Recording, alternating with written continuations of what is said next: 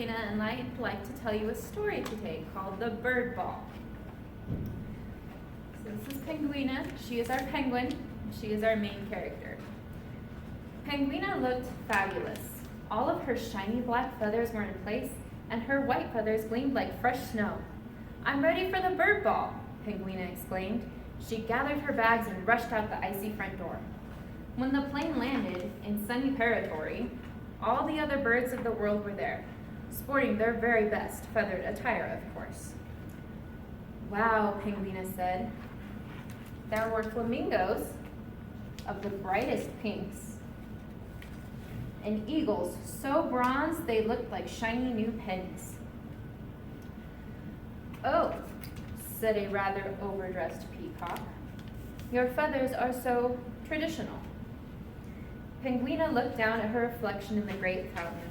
Suddenly, her black feathers didn't look so shiny, and there wasn't a snowbank in sight to bring out the gleam in her white feathers.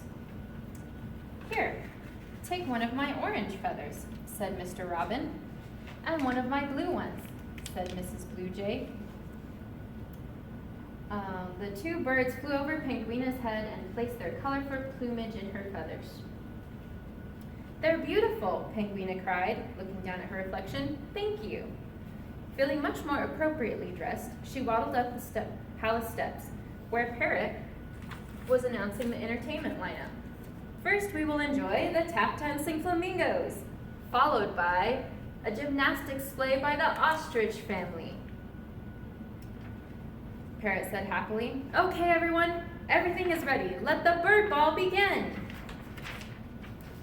The heavy front doors creaked open, and all the birds of the world shoved their way inside. "Watch out!" the wise old owl screeched. "My beautiful tail feathers!" the peacock squawked. All the penguins looked at each other and waddled faster up the stone steps to see what had happened. Penguina stopped and gasped.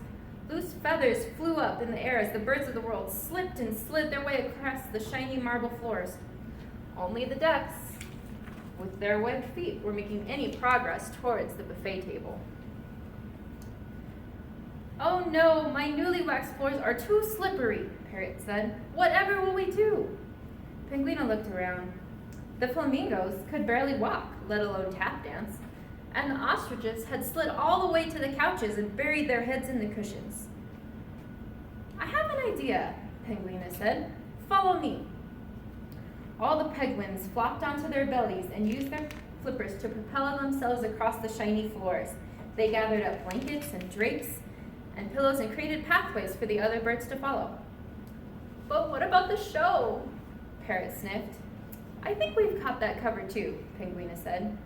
She and the other penguins put on the world's best synchronized ice slip display.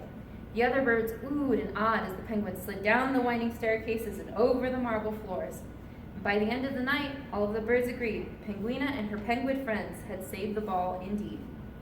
"Thank you, Penguina, and all of your penguin friends. We would like to name you Bird of the Ball," Parrot announced, "which means next year the ball will be held in Antarctica." "Excuse me," said the overdressed peacock. "Can I be part of the synchronized slip display?" "Of course," Penguina replied, "and be sure to bring your beautiful blue and green feathers. They will do just fine." The other penguins nodded and clapped their flippers in joy. "To the bird ball!" the penguin shouted. "To the bird ball!" the birds of the world exclaimed. Thank you.